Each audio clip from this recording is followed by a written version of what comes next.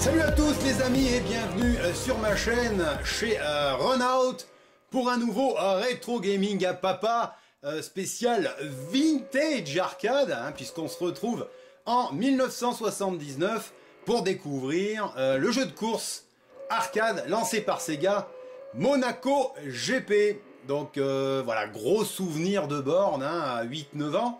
Bon, bien sûr, j'ai pas découvert ce jeu en 79, parce qu'en 79 j'avais 3 ans, donc je l'ai découvert un peu après, plutôt 84-85, un petit peu avant Outrun, on trouvait encore ce type de borne.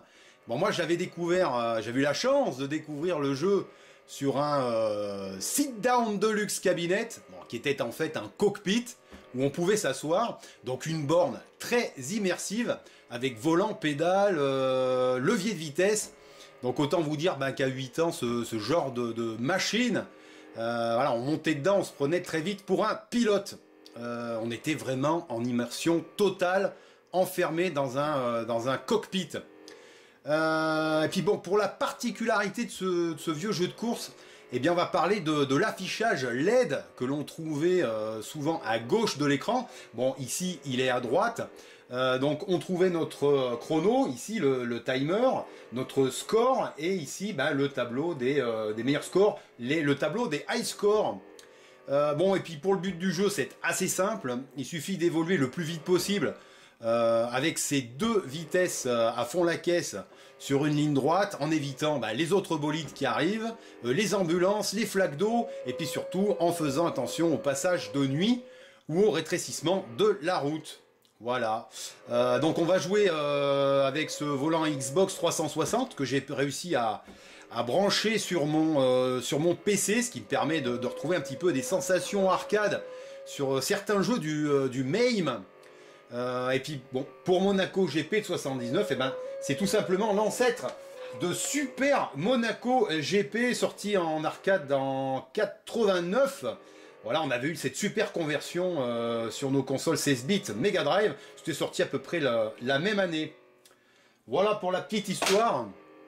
On va s'en faire une petite partie, si j'ai bien fait les réglages. C'est parti! Donc on a deux vitesses. Alors, je vais essayer de m'appliquer, d'arriver à au moins à 2000 points.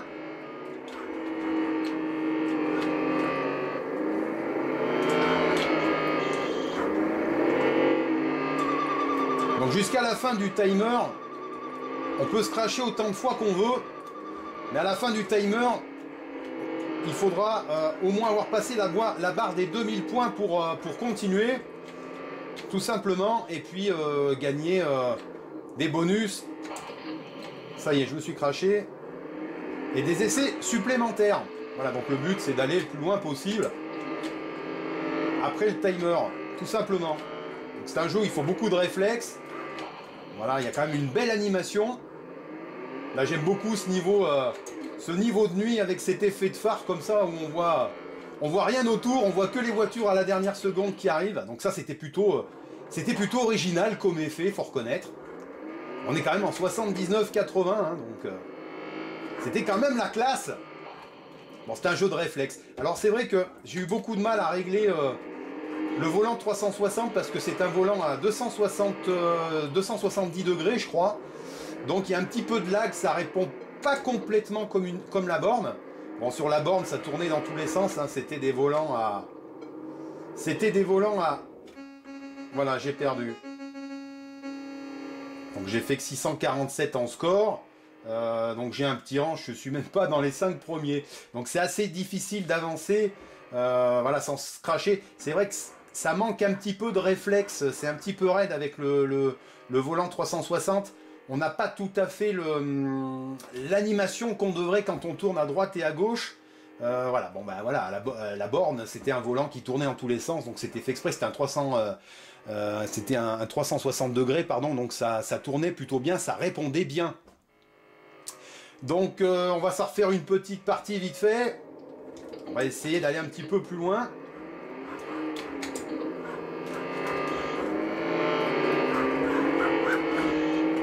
C'est un jeu vraiment addictif. essayer d'aller le plus vite possible et de battre son record à chaque fois. Donc jouer avec les potes, c'était sympa, chacun son tour. Voilà, fallait toujours aller le plus loin possible avec un œil sur le score.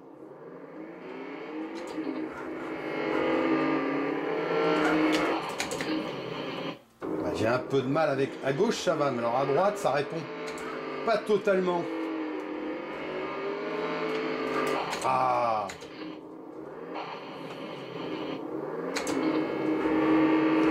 Voilà, c'était des jeux quand même pour l'époque très réalistes, faut se mettre au début fin 70, début 80, voilà, on avait des jeux après comme Pole Position, Turbo aussi de Sega, qui avait vraiment bien marché au Japon. On avait toujours ces volants, ces boîtes de vitesse, voilà, différentes bornes d'arcade.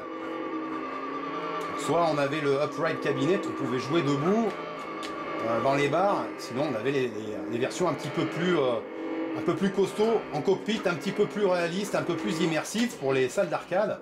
Elles étaient plus chères, hein, bien évidemment. Bon, j'ai battu mon score. Bon, je suis 5e. Bon, j'ai fait un petit peu mieux. Bon voilà, bon j'ai pas été très bon, c'est vrai que bon voilà, il faut s'entraîner avec le volant, mais bon il faut savoir que la complexité de l'architecture, de la carte mère et puis surtout des transistors, on fait du jeu, on fait de ce jeu un jeu impossible à émuler aujourd'hui. Vous le trouverez pas sur le MAM, sur aucun émulateur. Donc c'est pour ça qu'on redécouvre ce jeu, cette vieille relique arcade. Sur ce super remake qui a été programmé par Ben Gibbs, voilà un passionné qui l'a mis tout simplement en téléchargement gratuit sur le forum. Donc vous allez sur Google, vous tapez remake Monaco GP et puis vous trouverez très vite sur des forums, vous verrez des liens pour télécharger son programme. Donc dans cette version, facilement possible de régler ses contrôles. Donc, vous pouvez jouer à la manette, au volant et à la souris. Alors je vous conseille de jouer à la souris. Bien paramétré parce que c'est ce qui répond vraiment le plus. Voilà, donc avec les deux boutons de la souris gauche-droite, donc vous accélérez, vous changez de vitesse. Et alors la souris, ça répond au doigt et à l'œil. Donc là, vous allez vraiment avoir presque plus de sensations, plus de fluidité qu'avec le volant. Bon, voilà, c'est un petit conseil que je vous donne. Et puis pour finir, eh bien, ce jeu a été porté sur SG-1000 en 1984. Et puis sur la compile Sega Ages Volume 2, qui était sorti sur Saturn uniquement en version japonaise en 1997. Voilà, on pouvait y retrouver sur cette compile donc Monaco GP, et il y avait 6 jeux je crois, on avait Samurai, Starjacker ou encore Ninja Princess. Voilà le petit shoot qu'on pouvait retrouver sur Master System, qui est assez cultissime. Bon, et puis je vais vous signaler un petit truc aussi que j'ai découvert il n'y a pas longtemps sur une chaîne américaine.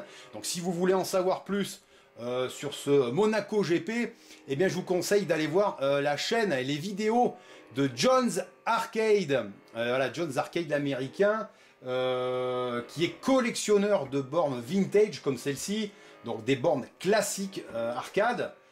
Donc vous pourrez visiter son sous-sol avec toutes ces belles bornes, cette collection de bornes, hein, c'est un vrai passionné. Vous pourrez suivre un petit peu ses périples qu'il fait à travers les États-Unis avec ses copains pour aller visiter des belles salles d'arcade typiquement américaines.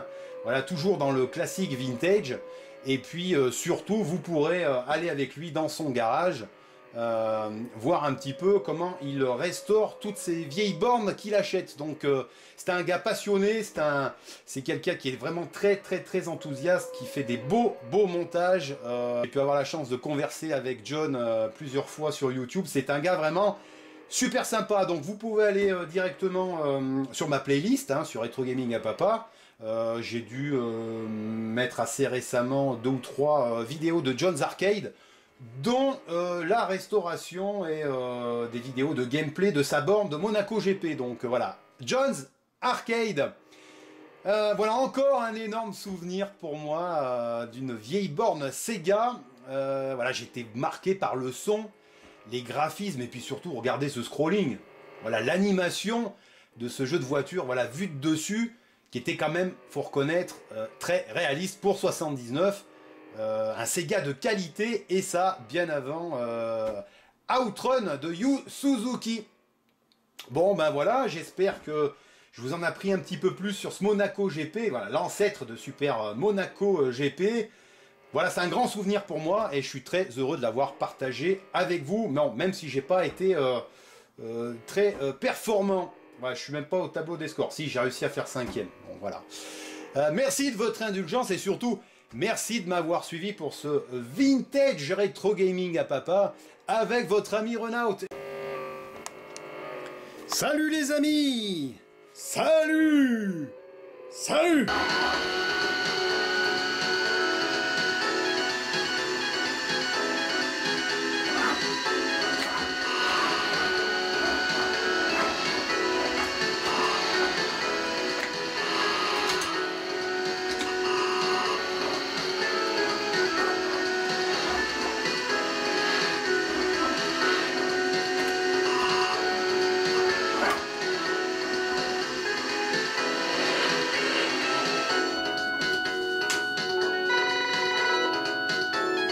Bon, c'est qui le patron? C'est Renault le patron. Ouais, je pouvais pas rester sur un échec sur ce Super Monaco GP.